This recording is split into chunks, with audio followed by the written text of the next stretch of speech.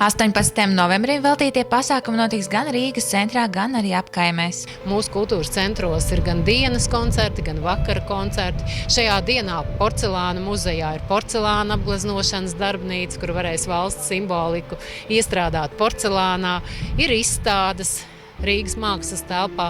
Rīgas mākslas telpā Kultūras iestāžu apvienība šoreiz piedāvā īpaši mūsu svētkiem pa godu 18. novembrim tādā mūsdienīgā skatījumā veidot ekspozīciju Aleksandra Čaka poēmē Mūžības skartie 75 gadi. Jā. Ekspozīcijas tāds mūsdienīgais nosaukums ir Čaka skartie. Te ļoti tādā īsā, koncentrētā veidā un arī ar dažādiem efektiem, gan skaņu, gan muzikas, gan pats bunkurs te ir priekšā. Parāda varbūt tos galvenos punktus, kā tas tapa, kā tas veidojās un kāds bija liktenis varbūt šai poēmai. Rīgas Svētā Pētera baznīcā visi laipni aicināti apskatīt tiešām iespaidīgu, ļoti plašu fotoizstādi Rīgas brāļu kapiem 100. Ļoti vērtīga izstāde, lai vienkārši atgrieztos gan sev zināmos notikumos pirms varbūt 25 gadiem, gan arī visos tajos notikumos, kas ir sākušies 100 gadus atpakaļ. Rīgas kultūras un atpūtas centrā Imanta 18. novembrī 2002. dienā mēs visus aicinām uz fantastisku koncertu Ozols. Koncertā piedalīsies Ieva Parša, Valdis Mukta Pāvels un Rīgas saksofonu kvartets. Kāpēc koncerts Ozols? Es domāju, ka latviešiem un Latvijai kopumā Ozols ir ļoti, ļoti svarīga, simboliska tāda zīme, dabas spēks, kas palīdz šie muzikālie motīvi.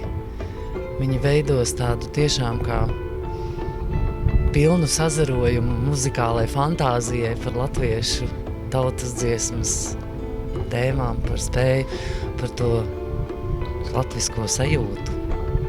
Tieši 18. novembrī Ziemeļblāzmā visus gaidīsim 3:00, kad būs skaists, brīnišķīgs latviešu komponistu mūzikas koncerts par Latviju.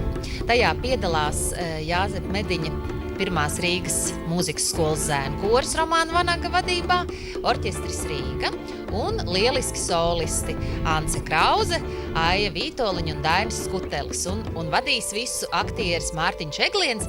Turklāt tā nebūs vienīgā lieta, un visas 4 dienas, sākot ar 18. novembri, būs brīnišķīgas video instalācijas, gaismu spēles, jo šogad mecenātam un Ziemeļblāzmas dibinātājam Augustam Dombrovskim ir 170. gads kārta, un viņa draugam un līdzgaitniekam Krišjānim Baronam 180. Mēs domājam, ka šis brīnišķīgais personības starojums mūs ikvienu skar vēl līdz mūsdienām, un tāpēc esam šo te staro Rīga vides objektu veltījuši Krišjānim Baronam un Augustam Dombrovskim. Tāpat arī svētku koncerts notiks Rīgas kultūras centrā Ilģu ciems. 16. ieskanēsies koncerts Ilgu zeme, kurā piedalīsies Latvijas Nacionālās operas un baleta soliste Evita Zālīte, dziedātājs Juris Vīsbulis un pianiste Lelta Tīrele. Izvēle ļoti plaša. Skatieties mājaslapā, izvēlieties, ko šajā dienā baudīt, kam veltīt savu laiku un priecīgus svētkus. Un būsim lepni par mūsu Latviju. Pasākums atbalsta Rīgas doma, Rīgas domas izglītības, kultūras un sporta departaments.